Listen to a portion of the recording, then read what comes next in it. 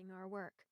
I was especially proud of the mysterious touches I'd added to the mantel. A stack of vintage crime novels with ornate covers, small decorative skulls, 2 portraits that would hopefully have guests feeling like they were being watched, and an assortment of poison bottles and apothecary jars. The sideboard buffet cabinet was similarly adorned with onyx and maroon wine goblets, wine bottles, and a creepy assortment of plastic spiders and bugs. Not bad for a barista and a bookseller. Okay, well, technically I was responsible for much more than just selling books at the secret bookcase. Working at the Agatha Christie-inspired shop was pretty much a dream, and Hal Christie, my boss and the owner, had given me complete autonomy when it came to creating events and activities to draw new readers into the store. Tonight was a special occasion, and I was happy to be able to use my event planning skills to help Pri and Penny. Plus, it was fun to play up on the Wentworth family history, which was the stuff of legend around Redwood Grove. The rambling farmhouse, orchard, and vineyard had sat empty since the early 1970s.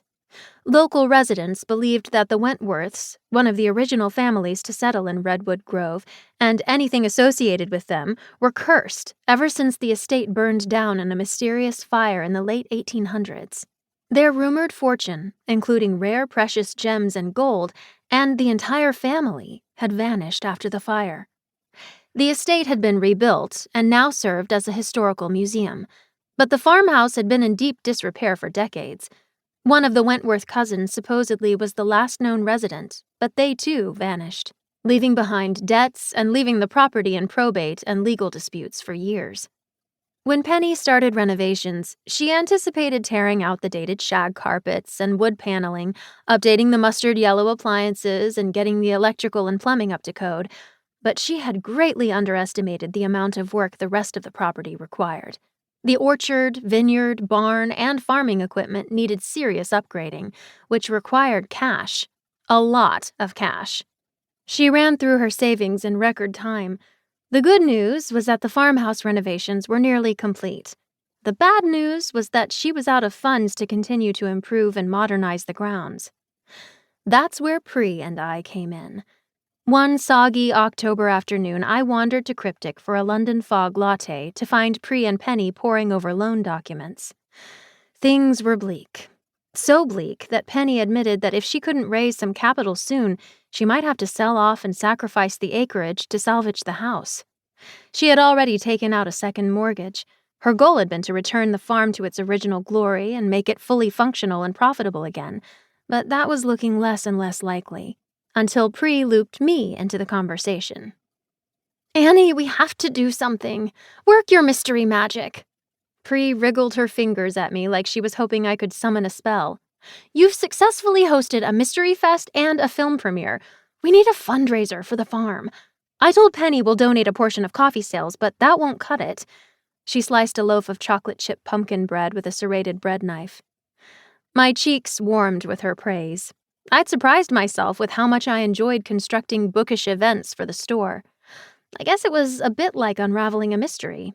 Building the framework, composing a picture and vision, and then weaving the details together with a shimmery thread.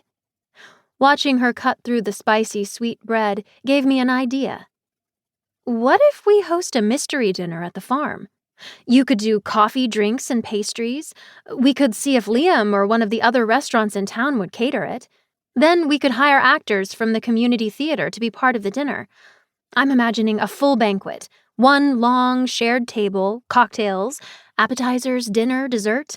A morose yet cheesy atmosphere. Think of the movie Clue. I could write a short mystery. The actors would be seated with the other guests, who would be none the wiser that a murder is about to occur. At some point during the first or second course, one of them would die, fictionally speaking, of course, and then the guests would have the rest of the night to figure out who done it. Pri stabbed the knife into the bread and applauded, turning to Penny. "I told you she was brilliant! That's genius, Annie. Absolute genius! And it's the perfect time of year for a murderous dinner. We could host it the weekend before Halloween, hopefully on a dark and stormy night. This is definitely giving me all of the Clue vibes. I love it, and I love you!" She blew kisses at me from across the espresso bar. Penny's smile was more subdued. She complimented Pri beautifully. She tended to wear neutral...